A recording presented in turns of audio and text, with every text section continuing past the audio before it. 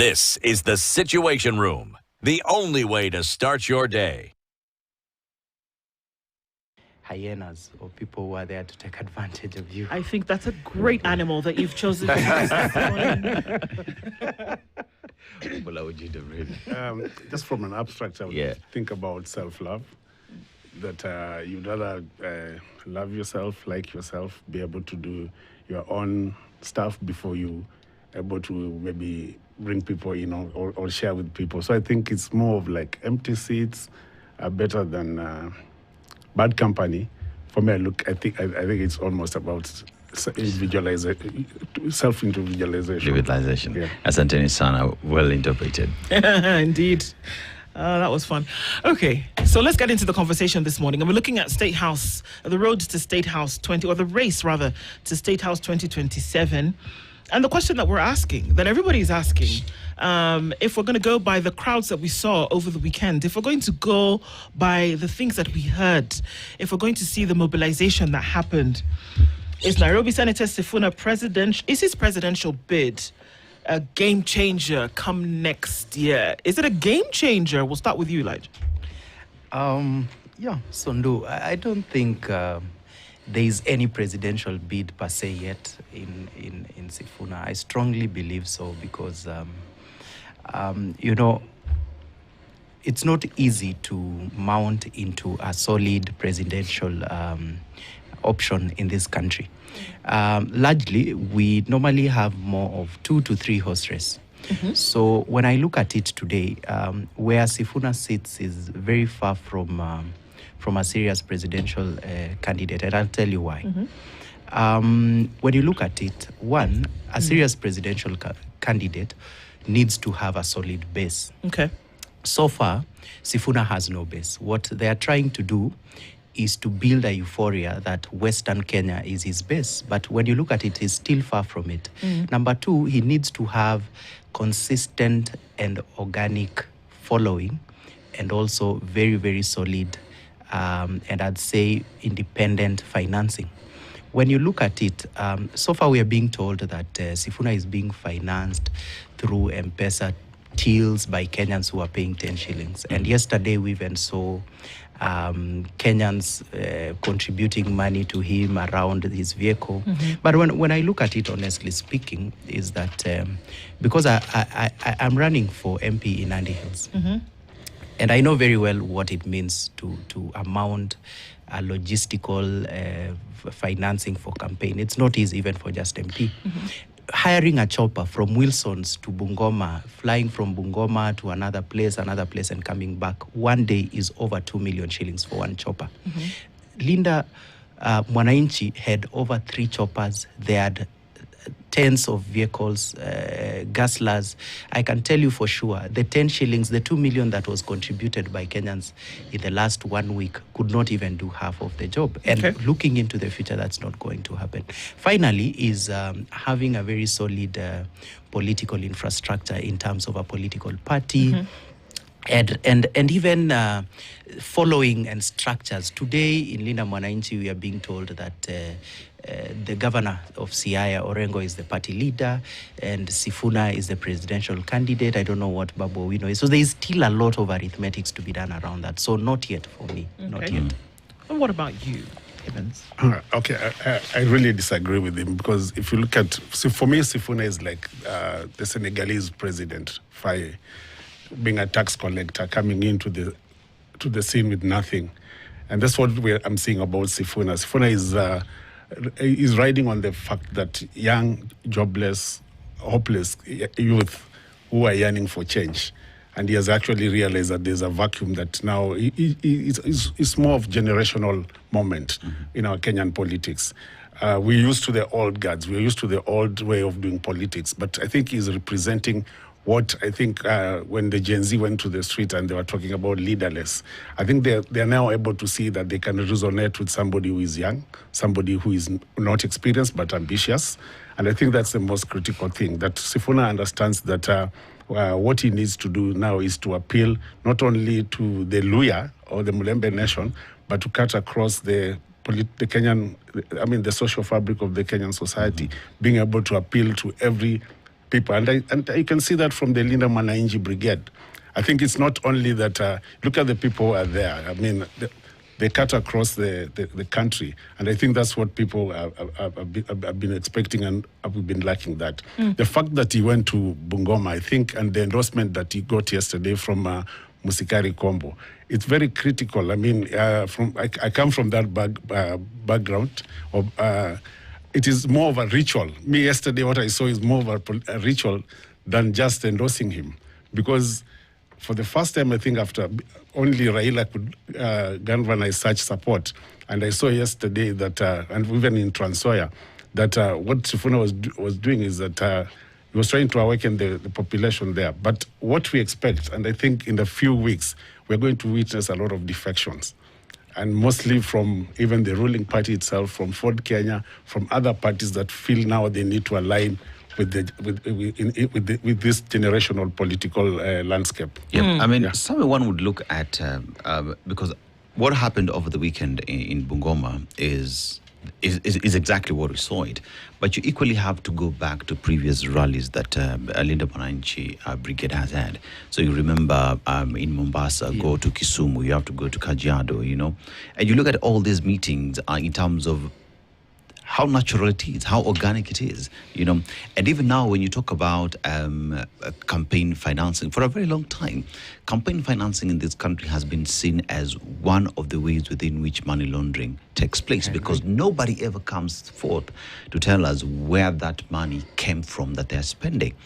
But through Linda Mwananchi, now we're seeing something different, where one would argue the people are contributing towards my campaign. IBC has set the cap at 4 billion. But are we going the further to ask the question, this 4 billion that you're getting, where is it from? Do you have receipts? Do you have withdrawals from bank on how you're spending this money? So is Linda Mwananchi then coming forth to change how campaigns will be done in the country moving forward? Dennis, fair point. And I really hope, as a young person in this country who still believes that we have a great future as a country, I would really wish to believe that what is happening is a paradigm shift in terms of how our campaign will be financed, how our electorates are reasoning, how Kenyans are owning up their political leaders, and removing this capturing of ideas by people who are wealthy and financing politicians. Then eventually they come to ask for favors in terms of tenders, and they do misappropriation, they cause corruption. People build a classroom that you could build for 1 million with 5 million simply because they financed your campaign. So as someone who really believes in this country, I'd want to believe that that is what is happening. But as Ivan said, that he tried to put Sifuna as where Faye was in Senegal. But remember, for Faye, the real candidate was Sonko. Osman Sonko was the candidate that had the following, and when he was stopped from running, similarly, the way we are seeing what is happening with the likes of Gachagua, not being allowed to run, and what Osman Sonko did was just to hand over his following to Faye. And you saw what happened the other day when Sonko started to increasingly change how Senegal politics is being run. Faye withdrew his support, and the following day was elected as the Speaker of the National Assembly and potentially has power to even impeach him. And you never know, maybe he's coming in to take over from him. So what I saw was borrowed political support, which was hidden as organic support. What I can tell you for sure is that if today you as Dennis, we saw what Gen Zs tried to do, the likes of Morara Kebasu, and the entire team, they tried to go around and look for support, but eventually they didn't get it. Because I can assure you today, if you go to any city in this country and you don't mobilize, you are not coming with a lot of, let me call it lagis, many 4x4 vehicles, very nice sound, crowds, motorbikes, people are mobilized, it's well publicized, the artwork is good, there is branding. If you don't do that, nobody will take you seriously. You can see what is happening with Baraga and all these other people. So honestly speaking, is that for you to amount to what you are seeing Sifuna is today, there is a very, very strong hand behind him in terms of financing. And is that an issue? So the issue that I have with that is that we need to see him the way we see all the other politicians, because that's not different with William Ruto, that's not different with any other presidential candidate that we've had. So Sifuna is not giving us any alternative as young people. To do what? To do what exactly? Because the alternative that we are really looking for, if, we have two choices that we have to make. We have to either be realistic and stick to what is possible, or chart a new way forward, and radically so. If you want to go to that route of saying we want to stop how politics is currently being done and look for a totally new leadership, then a totally new leadership would not come from a Siaya governor who has a whole government to run and is busy in Bungoma saying that he wants power to come and do things well. Yet he has executive power. He's one of the governments that we have. He could show us what he could do within that position. Babu Owino, I was in Son with Babu Owino. I know the character of the gentleman. He's not going to give us any new alternatives. This is someone I know. We've seen Sifuna, what he's doing in Senate, and some of the stance he's had.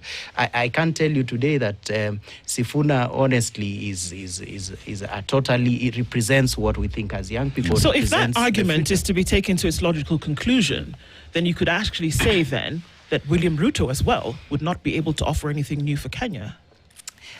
I mean, and I haven't actually pushed to say that William Ruto is offering a totally new way of doing politics. He's just doing politics the way ideally politics is being done in Kenya today, and what we've He's been just doing it the way it's being done. The way it's being done. And from what you're saying is that that's not acceptable.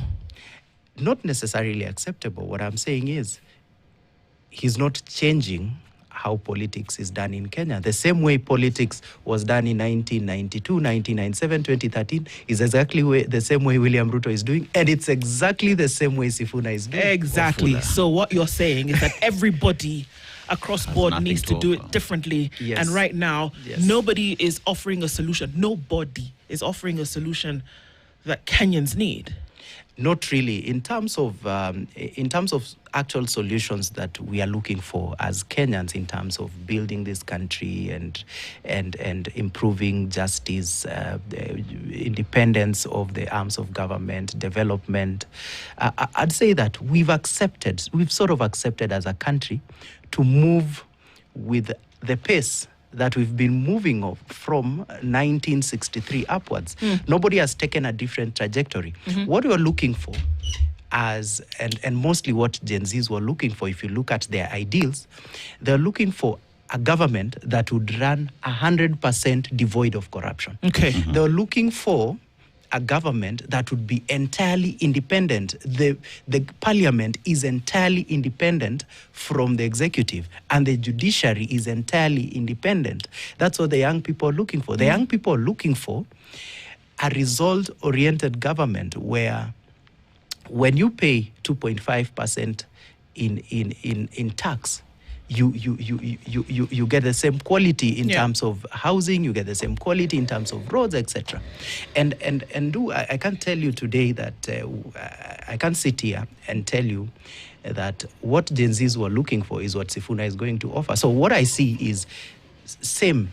I mean, It's interesting that you say that. I think your party leader might be interested to know what your position is. I totally. And by the way, before maybe I hand over to you, what I don't want you to confuse what I'm saying is, I'm not trying to say that I'm denying that William Ruto is worth my support. No, he is, because that is my reality today. And what I'm just saying is that Sifuna is not any different. I don't have a reason to focus on what he's doing because it's not different. Ofula. I really depart a lot from your point of view. I think, as I mentioned, that this is a generational moment in the way politics is being done in Kenya. And you see, we've always been saying that, for example, that the youth do not participate in elections. We've seen them coming now, registering in large numbers. But the question has always been that the issue of leaderless is being now answered with somebody they feel they can resonate with. Sifuna at 40s they feel that this is a person we can resonate with. He listens, he understands our language, he understands our plight. And that's why you've had Sifuna talk about that, for example, the youth do not want to see houses or roads, but they want money in their pocket. They want to feel that they can have economic emancipation. They want to have money to be able to do what is basic for them. And there's a huge population of young people out here who feel hopeless. And that's where he's coming in. But you also understand the task ahead of him. You've talked about, you've used the example of Senegal. And it's exactly what is going to play here. If Gachagua, you feel that he's going to be locked out, then there's no problem if Sifuna is handing it over to Sifuna. And that's why Sifuna understands that it's not only about him, but he has to, again, talk across the political divide and build coalition of the willing so that he can be able also to put in everybody in his quest for Statehouse. Ofula, if we talk about how campaigns or how politics has been played in the country for a very long time, the reason why I'm seeing something different, in my opinion, is the fact that for the very first time, we're seeing a leader who's telling Onanche, they've said I don't have money, but the money will be given to me for campaign by you, and goes further ahead and receives it. When you talk about branding, as Sawa said, we know of Kenyans who've said, I will offer my graphic design to you for free. You know, there are those who are saying, there are even others who decamped from ODM and said, I'm going to be a DJ to you and I'm going to offer my services. I'm going to offer sound and everything else. So when you surmount everything together, then you're looking at a citizen-led campaign where people will say, we own this leader because we played a role in him getting there in one way or the other, you know. Yeah. And that is a departure from what we've seen in this country, where someone will come with their billions without explaining where it's coming from, and they would be voted in. Is this then a game changer because we say we want it to be like them? If you look at even the U.S. elections, there are donations. People go out and they're people buying dinner for $1 million. Dinner for $1 million. Yeah. And that is how campaigns are done. Are we seeing a departure from how things have been happening before, and now a citizen-led agenda campaign being pushed by Onanche? Absolutely. I mean, our politics has been run like sort of a club of the wealth and the rich. But now you see, we are departing from that, where people, the sense of ownership, that we own the process, the so-called people's president. Sifuna exemplifies that humility. That you saw yesterday, a young girl who just came up on the car and they were able to raise money for this young girl. At the same time, people are fundraising for this is what people want to see. They don't want to see that our politics is driven by people who've, you don't know how they got their money, but then it looks like power or rising to power is an enterprise. So we are going to make our politics not being an enterprise, but being people-driven, being politics that is driven by the people. But nowadays, if you talk about anybody going for a political seat, it's about how much money has that person made. My friend started by talking about hiring a chopper. Probably Sifuna I saw another man using a donkey going to vote. There was a young man who used a bicycle. So I think the issue of money and politics is what is being redefined here. And I think the young generation, the young people, what we are saying is that maybe they are departing from that, and that's going to be good for democracy. Sawa, is it scary? Is it scary to imagine that the people of Kenya are opening their mouths and establishing their voice, and maybe that's why it's met with, a lot of negativity? Is this a scary thought? There is the reality and there is what is being played in the gallery. If indeed, so when you look at it, I sit in both ends. I was raised in the village. I'm in the village every 2 weeks or every week because of my interaction with the people there. The people who sit online, on Twitter, in these cities, they may actually not feel how much we have over two different sects of people. And I can tell you, in every 10 young people, one person has the education of the people who are tweeting and the luxury and the comfort and the exposure of the people tweeting. 9 of them are still in the village, hoping that they would land a job, they would land someone to sponsor them to get a good education, that they would get government recognize their talent, that they would get a leader who would come and open doors for whatever vision they have. So all these things are only happening to the one person out of 10. So the 9 are still left behind. I would really wish that when we are talking about all these things, we would actually see what is happening in the ground. If you go to Bungoma, for instance, and you focus on a YouTube live where people contribute 100 shillings, even if 1,000 people contributed that money. Of course, we only saw it for 5 minutes. Yeah. In total sum, whatever was raised there would be less than 10,000. The so monies that was used to mobilize that crowd, I can tell you, is nothing less than 2 million. So this is the thing that I want to ask, is that I think with- the focus that you're placing is on the actual shillings that were collected, as opposed to the symbolism of the fact that the people of Kenya It's might the be, symbolism that I have the problem with. So why do you have a problem with the symbolism? Because it's not the truth. The people who were in Bungoma, the pictures that we saw were not manufactured. Those were not people who were tweeting. Those were actual human blood-thumping bodies in those villages. I'm going to talk about villages because that's what you brought up. Yes. Those were the people, they were there and they were banking on a hope. The thing that brings people out into the street from the village is hope. And that's what we're talking about. And that's why I come back to my question, is it a scary thought to imagine that the people of Kenya still have hope and still say that it's possible and want to give it another go and say, perhaps this is the guy who could do this? Is that a scary thought? I would be scared if Sifuna would have gone with his one vehicle that he uses, gone there or landed in a donkey the same way he says. No oomph, no lagis, no noise.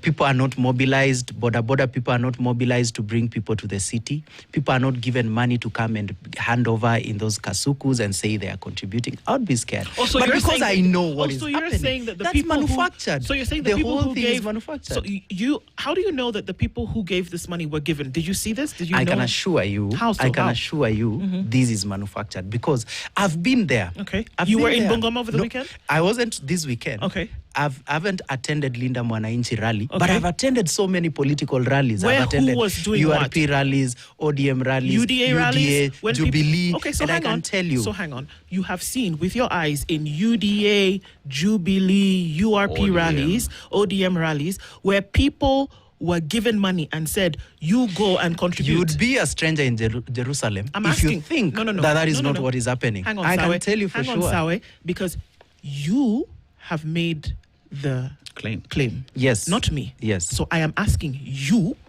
where you were that you saw individuals maybe in a vehicle, in bags, giving people money and saying, go and give money on the stage. You made the claim, so I'm asking you to back it up. They have said it themselves. When they divided these politicians, I remember that the day Sifuna left ODM, Junet was telling him that when did Uhuru's, and Sifuna answered that, indeed, when did Uhuru's money become bad money? When he was giving us money when we were in Azimio, it wasn't bad money, now it's bad money.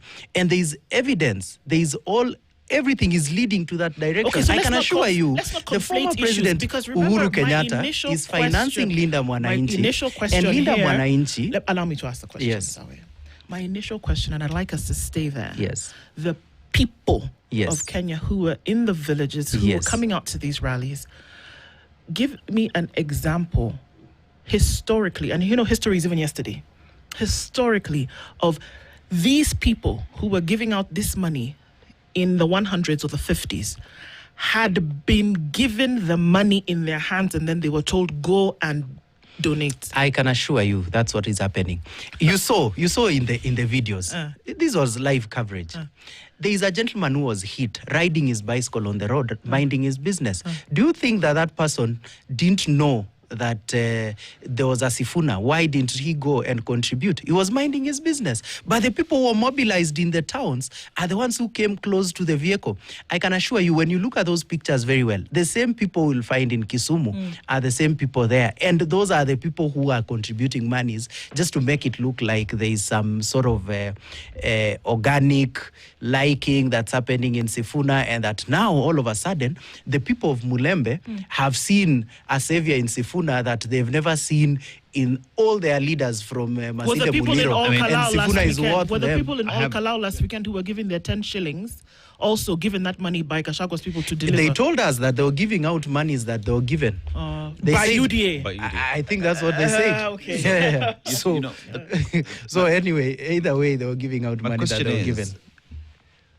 we both agree that there's a way politics has been done in this country for a very long Yes. time, right? And there is also an agreement that it is not the right thing. But one asks the question then, can our people rise and say, we have done things the same way and we can't continue doing it that way and expect different results? That today Wananchi themselves are saying, this is our agenda. Case in point, All Kalau. This is our agenda. Let's do things differently. We are seeing the same as Sifuna has gone back for homecoming, and the people are there. I mean, are we just afraid to accept that Kenyans finally are charting a different path moving forward, and they are communicating that it is no longer business as usual? You're either with us or you are on your own. Yeah, I think Sifuna is also trying to dismantle the ethnic balkanization of our politics, that we've always been tribal, ethnic.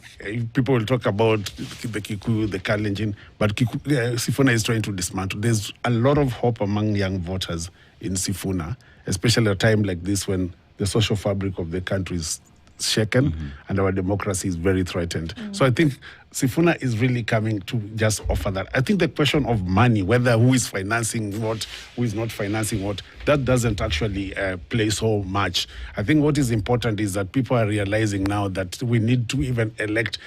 And this is not only about the presidency. Yeah. I'm think being a young person, and you're going for a parliamentary seat, I'm expecting a lot of young people are coming to take positions in the next election. So I think the most important thing here is for us to know that, for example, the traditional political chessboard that we are used to is really is moving, is tilting. And Sifuna is able to prove that. I think the likes of Wetangula and Mudavadi must be really, really thinking very hard what happens next, including Atwoli, because I think Bungoma is the bedrock of the Western politics, Western Kenyan politics. And once the majority Bukusu decide where to go, then you will actually realize that, and they have always been blamed that they have divided their votes, that they're not actually they're not the determining factors, but they have always been, Luya vote has always been divided. But I think now this is a clear indication that maybe they're trying to galvanize their vote into one basket.